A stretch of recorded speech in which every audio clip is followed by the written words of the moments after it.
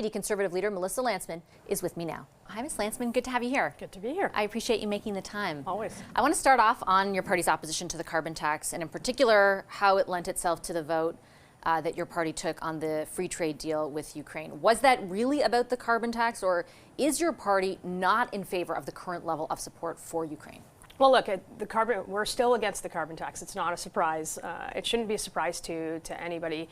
We will continue to fight the carbon tax on behalf of Canadians and for everyone else. This is the first free trade agreement that had a carbon tax worked into it, in the promotion of a carbon tax. So if we're not going to support the carbon tax for Canadians, we're not going to support the carbon tax for Ukrainians, and we're not going to support the carbon tax for anyone. The leader has been clear on that point, and that's where our opposition lies to it. Why is there no nuance on that position when it comes to Ukraine? And two things stick out for me. First of all, Ukraine has its own price on carbon or carbon tax since 2011. And second, the ambassador from Ukraine on this program, as well as before committee, wanted this deal passed, said it was better for Ukraine, wanted the support of your party. Why would you go against that? Well, look, nobody's debating whether we should have a free trade agreement with Ukraine. We have a free trade agreement. That's not what the debate is about. But this is the first time that the Liberal government has changed what free trade agreements look like and have put the promotion of a carbon tax. Now, if we're a party that is going to fight a carbon tax on behalf of Canadians, we are going to do it on behalf of everybody else. And but they're not asking you to take on that fight. Well, we're going to take on that fight because we're continuing to take on that fight here. But the text of this document doesn't say that Ukraine has to adopt one. It doesn't impose that carbon tax on Ukraine. They already have one since 2011. The ambassador sat where you are and she told me this is the language that we need to have in our free trade agreements in order to facilitate free trade with the EU. Why would you stand in the way of that for one sentence that doesn't even mean they have to have a carbon tax? We're not the party that's standing in the way of any free trade. In fact, we're the party that voted against it. We brought in this original free trade agreement, and nobody is arguing that we don't want free trade with Ukraine. We have free trade with Ukraine. We're also the party that that made the G7 and not the G8 with Putin. We're the party that led the charge on that. We're a party that has a long-standing history of support for Ukraine, but we are not going to get behind the promotion of a carbon tax in any free trade agreement, including this one with Ukraine. Even if the deal, as Ukraine views it, would include new investment provisions that Ukraine says need or would help it with its eventual rebuild after the war, an amplification of the deal that you put in place, right? They want this updated version because it addresses the substance of what's happened to them during this war and what will be necessary after. Can you not for a second sort of acknowledge that, yes, we're opposed to the carbon tax, but despite that one line in there, we feel the cause is greater than that? And by not doing that, have you not opened yourself up to the criticism the Liberals are levying, which is that you're not really in support of this of what Canada is doing for everything Ukraine? We've done before as a party, everything that we have done until now as a party, I know that you don't like the answer on the carbon tax, but we are a party that is going to kill the carbon tax for Canadians, and we're not going to support the promotion of a carbon tax abroad. That's the principled position that we have taken, and we will continue to fight the carbon tax here. And respectfully, it's not me who doesn't like it. It's the ambassador, again, who sat there and said she would like to see all the parties support this agreement. Look, we would love to see an agreement that provides more munitions for Ukraine. We would like to see an agreement without this provision. This is the first time, again, that the Liberals have put this in a trade deal, and we want to signal to all Canadians that this will not be included in trade deals. And let me then ask you more specifically, putting that free trade deal aside for a moment, about the Conservative Party's stance on Ukraine, because I mentioned how the Liberals have characterized your vote on this as a lack of support for the level of aid that Canada has provided.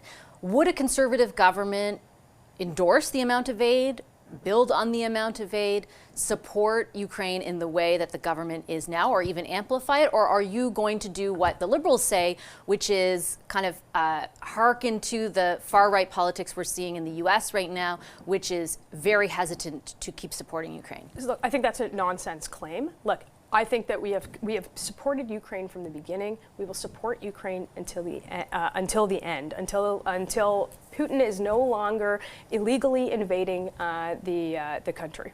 And do you believe that there is sort of an existential threat posed by Putin's invasion of Ukraine, and that he, if he is successful there, he won't stop there? I believe there's a lot more that Canada can do, including the exports of LNG, to make sure that Putin isn't funding his war with dictator oil money that is killing Ukrainians. We're not going to impose a carbon tax, and we're going to make sure that it's Canadian LNG that's exported to Europe to get their dependence off of Putin's war money. And I take that point, but do you believe that's more that we can do, though? No, I get it. I'm just saying, I'm trying to understand the Conservatives' position on Ukraine against the backdrop of how the Liberals are framing it right now. You have an opportunity to clarify for Canadians. Do you believe that Putin will stop in Ukraine, or that there's a bigger threat if he's successful there? Well, I think there's threats all over the world. There's threats in China, in Iran, in Ukraine. There's threats to Western democracies all over the world. And Canada has a lot of natural resources to provide in the provision of, or to provide to those fights. And we're not doing everything that we can be doing. We have a different tack to take, but it's not going to start with a free trade agreement that includes the promotion of a carbon tax, and we're going to stand strong on that. If you'd amplify exports of LNG, Absolutely. Would you maintain the level of military aid, more than $2.5 billion? Well, we actually voted to increase the support on munition, to give Ukrainians the weapons that they need, and not the promotion of a carbon tax that we don't want. So you wouldn't hold back any of that military funding, to be clear? Well, I think we would expand that military funding, and in fact, it's the Liberals that voted against it. Okay, I want to move on very quickly, because we have a few minutes left, to the sort of primary focus of your party over the last number of months, inclusive of the carbon tax, but beyond that, mitigating the cost of living and the increases to the cost of living. Your party has very much told Canadians that the primary reason for the level of inflation they're dealing with is spending by the government. You've talked about some things you would do in order to address the size of the deficit, $40 billion. You've talked about getting rid of the Arrive Canab, the infrastructure bank, dollar for dollar, cuts when you look to spending if you were to form government. But if you do the math there, it doesn't come close to $40 billion. You haven't laid out a timetable for how long it would take you, but my sense is you're going to have to make some bigger cuts beyond what you've laid out. And the Liberals say that you'd get rid of dental care, you'd get rid of the Canada Child Benefit, and you'd get rid of daycare. Can you clear up, would you? We're going to present a plan during the election to give Canadians the very clear choice. Either you have a government that spends more than we have on things that we don't need or want, including a carbon tax, including cutting that carbon tax, which is raising the price of gas, of groceries, of food, of everything else. Or you're going to have a Conservative government who's going to rein in the spending so we can lower interest rates, lower inflation, and make sure that people can take more home of what they earn. You're going to see a very clear plan between those two parties in an election. But right now, our job is to hold the government to account. I understand your job is to hold them to account, but Canadians are also looking to see, okay, what are you going to do as a government? I know you're saying you're not going to say to the election, but the Canadians are being told right now by the Liberals that they're not going to have access to dental care. They're not going to have access to cheaper daycare, and they're not going to have access to a Canada Child Benefit that have lifted tens of thousands of Canadians out of poverty. Can you tell them today that they will still have access to those programs, or are they potentially on the chopping block under a Tory government? Look, every single place I get to travel around the country quite a bit, and every single place that I go, Canadians are saying the same thing. They can't afford to eat, they can't afford to drive, they can't afford to house themselves.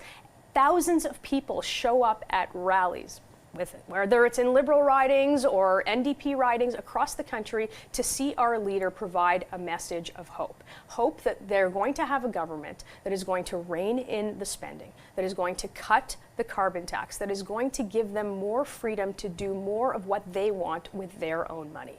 And we'll have the details in an election plan. But the carbon tax is 0.6%, would shave off 0.6% and then one we have shot. a green slush fund. And then we've got an Arrive Canab where they spend $54 million. Do I take from that, though, that those big programs are not at threat? That's all I'm asking. These are programs that Canadians have come to rely on. You're going to see our plan and our platform in the election. But it's not us that is on trial. We're here to hold the government to account, and that's exactly what we're going to do every single day in the House. You're not on trial, but it's fair for Canadians to try and see what your party specifically will offer them, and you as opposed will to see just that. opposing the government. It's And my job to question them. It's also my job to question absolutely, you. and you will see that. And we've talked about some of the waste that we're going to cut. We're going to talk about some of we're going to talk about some of the spending that we're going to rein in, and certainly we're going to talk about the taxes that we'll cut, starting with that carbon tax. Okay, I'm going to leave it there. Ms. Lantsman, thank you so much Thanks for so your much. time today. Appreciate it. Happy holidays. You too.